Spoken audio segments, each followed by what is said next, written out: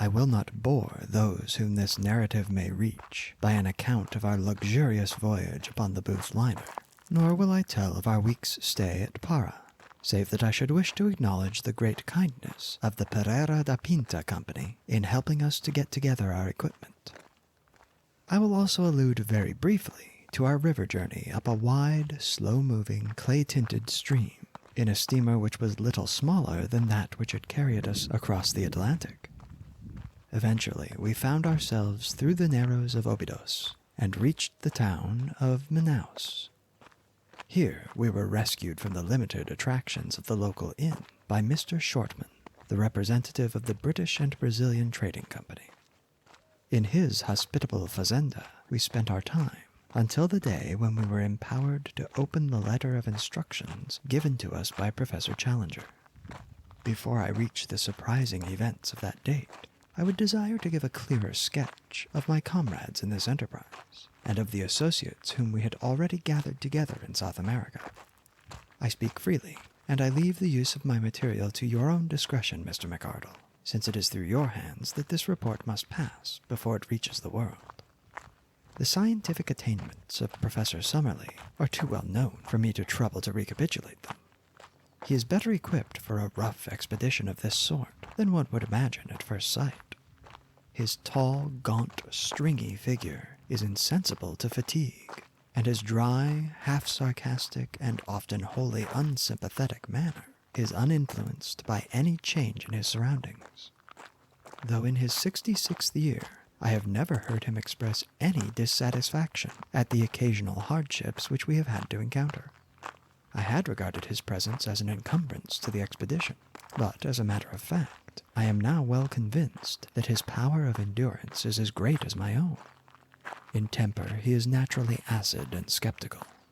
From the beginning, he has never concealed his belief that Professor Challenger is an absolute fraud, that we are all embarked on an absurd wild-goose chase, and that we are likely to reap nothing but disappointment and danger in South America, and corresponding ridicule in England. Such are the views which, with much passionate distortion of his thin features and wagging of his thin goat-like beard, he poured into our ears all the way from Southampton to Manaus. Since landing from the boat, he has obtained some consolation from the beauty and variety of the insect and bird life around him, for he is absolutely wholehearted in his devotion to science. He spends his days flitting through the woods with his shotgun and his butterfly net, and his evenings in mounting the many specimens he has acquired. Among his minor peculiarities are that he is careless as to his attire, unclean in his person, exceedingly absent-minded in his habits, and addicted to smoking a short briar pipe, which is seldom out of his mouth. He has been upon several scientific expeditions in his youth. He was with Robertson in Papua, and the life of the camp and the canoe is nothing fresh to him. Lord John Roxton has some points in common with Professor Summerley, and others in which they are the very antithesis to each other. He is 20 years younger, but has something of the same spare, scraggy physique. As to his appearance, I have, as I recollect, described it in that portion of my narrative which I have left behind me in London. He is exceedingly neat and prim in his ways, dresses always with great care, in white drill suits and high brown mosquito boots, and shaves at least once a day. Like most men of action, he is laconic in speech, and sinks readily into his own thoughts. But he is always quick to answer a question or join in a conversation, talking in a queer, half-humorous fashion. His knowledge of the world, and very especially of South America, is surprising, and he has a wholehearted belief in the possibilities of our journey, which is not to be dashed by the sneers of Professor Summerley.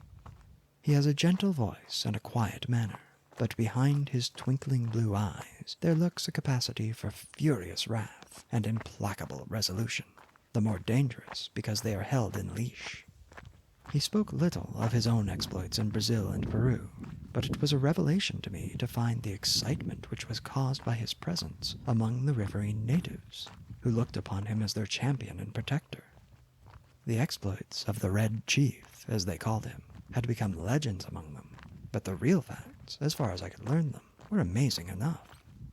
These were that Lord John had found himself some years before in that no-man's land which is formed by the half-defined frontiers between Peru, Brazil, and Colombia. In this great district, the wild rubber tree flourishes, and has become, as in the Congo, a curse to the natives which can only be compared to their forced labor under the Spaniards upon the old silver mines of Darien. A handful of villainous half-breeds dominated the country, armed such Indians as would support them, and turned the rest into slaves, terrorizing them with the most inhuman tortures in order to force them to gather the India rubber, which was then floated down the river to Para. Lord John Roxton expostulated on behalf of the wretched victims, and received nothing but threats and insults for his pains. He then formally declared war against Pedro Lopez, the leader of the slave drivers, enrolled a band of runaway slaves in his service, armed them, and conducted a campaign which ended by his killing with his own hands the notorious half-breed and breaking down the system which he represented. No wonder that the ginger-headed man with the silky voice and the free and easy manners was now looked upon with deep interest upon the banks of the great South American river, though the feelings he inspired were naturally mixed, since the gratitude of the natives was equaled by the resentment of those who desired to exploit them. One useful result of his former experiences was that he could talk fluently in the lingua geral, which is the peculiar talk, 1/3 Portuguese and 2/3 Indian, which is current all over Brazil. I have said before that Lord John Roxton was a South America maniac. He could not speak of that great country without ardor, and this ardor was infectious, for, ignorant as I was, he fixed my attention and stimulated my curiosity. How I wish I could reproduce the glamour of his discourses, the peculiar mixture of accurate knowledge and of racy imagination which gave them their fascination, until even the professor's cynical and skeptical smile would gradually vanish from his thin face as he listened. He would tell the history of the mighty river so rapidly explored, for some of the first conquerors of Peru actually crossed the entire continent upon its waters, and yet so unknown in regard to all that lay behind its ever-changing banks. "What is there?" he would cry, pointing to the north. "Wood and marsh and unpenetrated jungle. Who knows what it may shelter? And there, to the south, a wilderness of swampy forests where no white man has ever been. The unknown is up against us on every side. Outside the narrow lines of the rivers, what does anyone know? Who will say what is possible in such a country? Why should old man Challenger not be right?" At which direct defiance, the stubborn sneer would reappear upon Professor Summerley's face, and he would sit shaking his sardonic head in unsympathetic silence behind the cloud of his briar-root pipe.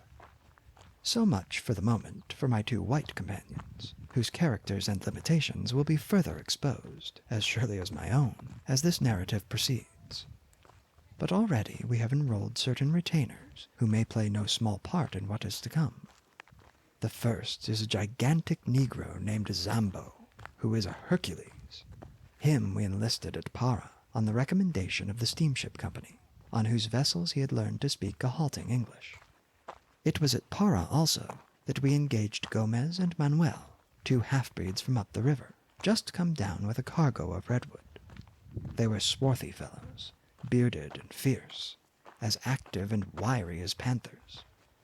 Both of them had spent their lives in those upper waters of the Amazon which we were about to explore, and it was this recommendation which had caused Lord John to engage them. One of them, Gomez, had the further advantage that he could speak excellent English. These men were willing to act as our personal servants, to cook, to row, or to make themselves useful in any way at a payment of $15 a month. Besides these, we had engaged 3 Moho Indians from Bolivia, who are the most skillful at fishing and boat work of all the river tribes. The chief of these we called Moho, after his tribe, and the others are known as Jose and Fernando. 3 white men, then, 2 half-breeds, 1 Negro, and 3 Indians persons made up the personnel of the little expedition which lay waiting for its instructions at Manaus before starting upon its singular quest. At last, after a weary week, the day had come, and the hour. I ask you to picture the shaded sitting room of the Fazenda Santa Ignacia, 2 miles inland from the town of Manaus. Outside lay the yellow, brassy glare of the sunshine, with the shadows of the palm trees as black and definite as the trees themselves. The air was calm, full of the eternal hum of insects, a tropical chorus of many octaves, from the deep drone of the bee to the high, keen pipe of the mosquito. Beyond the veranda was a small cleared garden, bounded with cactus hedges and adorned with clumps of flowering shrubs, round which the great blue butterflies and tiny hummingbirds fluttered and darted in crescents of sparkling light.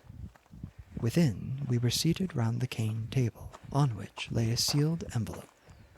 Inscribed upon it, in the jagged handwriting of Professor Challenger, were the words, "Instructions to Lord John Roxton and party, to be opened at Manaus upon July 15th, at 12 o'clock precisely." Lord John had placed his watch upon the table beside him. "We have 7 more minutes," said he.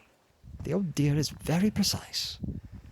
Professor Summerley gave an acid smile as he picked up the envelope in his gaunt hand.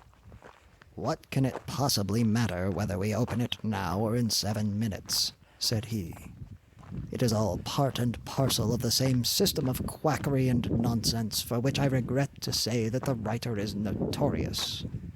"Oh, come, we must play the game according to the rules," said Lord John. "It's old man Challenger's show, and we are here by his goodwill, so it would be rotten bad form if we didn't follow his instructions to the letter." "A pretty business it is," cried the professor bitterly. "It struck me as preposterous in London, and I'm bound to say that it seems even more so upon closer acquaintance. I don't know what is inside this envelope, but unless it is something pretty definite, I shall be much tempted to take the next downriver boat and catch the Bolivia at Para.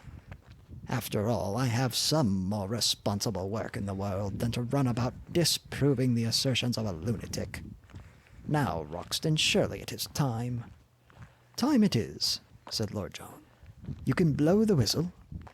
He took up the envelope and cut it with his penknife. From it he drew a folded sheet of paper. This he carefully opened out and flattened on the table. It was a blank sheet. He turned it over. Again, it was blank. We looked at each other in a bewildered silence, which was broken by a discordant burst of derisive laughter from Professor Summerley. "It is an open admission," he cried. "What more do you want? The fellow is a self-confessed humbug. We have only to return home and report him as the brazen impostor that he is." "Invisible ink," I suggested. "I don't think," said Lord Roxton, holding the paper to the light. "No, young fellow, my lad, there is no use deceiving yourself. I'll go bail for it that nothing has ever been written upon this paper." "May I come in?" boomed a voice from the veranda. The shadow of a squat figure had stolen across the patch of sunlight. That voice, that monstrous breadth of shoulder! We sprang to our feet with a gasp of astonishment, as Challenger, in a round, boyish straw hat with a colored ribbon, Challenger, with his hands in his jacket pockets and his canvas shoes daintily pointing as he walked, appeared in the open space before us. He threw back his head, and there he stood in the golden glow, with all his old Assyrian luxuriance of beard, all his native insolence of drooping eyelids and intolerant eyes. "I fear," said he, taking out his watch, "that I am a few minutes too late. When I gave you this envelope, I must confess that I had never intended that you should open it, for it had been my fixed intention to be with you before the hour. The unfortunate delay can be apportioned between a blundering pilot and an intrusive sandbank. I fear that it has given my colleague Professor Summerley occasion to blaspheme." "I am bound to say, sir," said Lord John, with some sternness of voice, "that your turning up is a considerable relief to us, for our mission seemed to have come to a premature end. Even now I can't for the life of me understand why you should have worked it in so extraordinary a manner." Instead of answering, Professor Challenger entered, shook hands with myself and Lord John, bowed with ponderous insolence to Professor Summerley, and sank back into a basket chair, which creaked and swayed beneath his weight. "Is all ready for your journey?" he asked. "We can start tomorrow." "Then so you shall. You need no chart of directions now, since you will have the inestimable advantage of my own guidance. From the first I had determined that I would myself preside over your investigation. The most elaborate charts would, as you will readily admit, be a poor substitute for my own intelligence and advice. As to the small ruse which I played upon you in the matter of the envelope, it is clear that had I told you all my intentions, I should have been forced to resist unwelcome pressure to travel out with you." "Not from me, sir," exclaimed Professor Summerley heartily, "so long as there was another ship upon the Atlantic." Challenger waved him away with his great hairy hand. "Your common sense will, I am sure, sustain my objection, and realize that it was better that I should direct my own movements, and appear only at the exact moment when my presence was needed.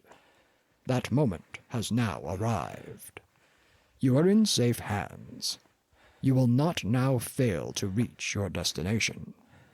From henceforth I take command of this expedition, and I must ask you to complete your preparations tonight, so that we may be able to make an early start in the morning. My time is of value, and the same thing may be said, no doubt, in a lesser degree, of your own. I propose, therefore, that we push on as rapidly as possible, until I have demonstrated what you have come to see." Lord John Roxton had chartered a large steam launch, the Esmeralda, which was to carry us up the river.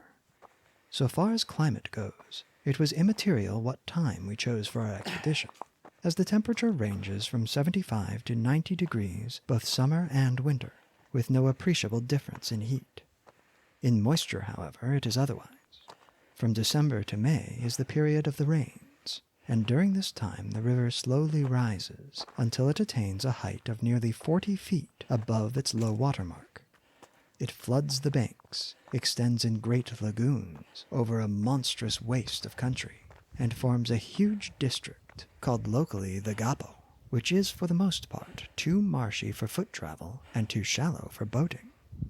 About June the waters begin to fall, and are at their lowest at October or November. Thus our expedition was at the time of the dry season, when the great river and its tributaries were more or less in a normal condition. The current of the river is a slight one, the drop being not greater than 8 inches in a mile. No stream could be more convenient for navigation, since the prevailing wind is southeast, and sailing boats may make a continuous progress to the Peruvian frontier, dropping down again with the current. In our own case, the excellent engines of the Esmeralda could disregard the sluggish flow of the stream, and we made as rapid progress as if we were navigating a stagnant lake. For 3 days we steamed northwestwards up a stream which, even here, 1,000 miles from its mouth, was still so enormous that from its center the 2 banks were mere shadows upon the distant skyline. On the 4th day after leaving Manaus, we turned into a tributary, which at its mouth was little smaller than the main stream. It narrowed rapidly, however, and after 2 more days' steaming, we reached an Indian village, where the professor insisted that we should land, and that the Esmeralda should be sent back to Manaus. We should soon come upon rapids, he explained, which would make its further use impossible. He added privately that we were now approaching the door of the unknown country, and that the fewer whom we took into our confidence, the better it would be. To this end also he made each of us give our word of honor that we would publish or say nothing which would give any exact clue as to the whereabouts of our travels, while the servants were all solemnly sworn to the same effect. It is for this reason that I am compelled to be vague in my narrative, and I would warn my readers that in any map or diagram which I may give, the relation of places to each other may be correct, but the points of the compass are carefully confused, so that in no way can it be taken as an actual guide to the country. Professor Challenger's reasons for secrecy may be valid or not, but we had no choice but to adopt them, for he was prepared to abandon the whole expedition rather than modify the conditions upon which he would guide us. It was August 2nd when we snapped our last link with the outer world by bidding farewell to the Esmeralda. Since then, 4 days have passed, during which we have engaged 2 large canoes from the Indians, made of so light a material, skins over a bamboo framework, that we should be able to carry them around any obstacle. These we have loaded with all our effects, and have engaged 2 additional Indians to help us in the navigation. I understand that they are the very 2, Ataka and Ipetu by name, who accompanied Professor Challenger upon his previous journey. They appeared to be terrified at the prospect of repeating it, but the chief has patriarchal powers in these countries, and if the bargain is good in his eyes, the clansman has little choice in the matter. So tomorrow we disappear into the unknown. This account I am transmitting down the river by canoe, and it may be our last word to those who are interested in our fate. I have, according to our arrangement, addressed it to you, my dear Mr. McArdle, and I leave it to your discretion to delete, alter, or do what you like with it. From the assurance of Professor Challenger's manner, and in spite of the continued skepticism of Professor Summerley, I have no doubt that our leader will make good his statement, and that we are really on the eve of some most remarkable experiences. Thank you so much for watching, folks. If you enjoyed this video, please hit the thumbs up button, and consider subscribing for more videos like this one every Wednesday.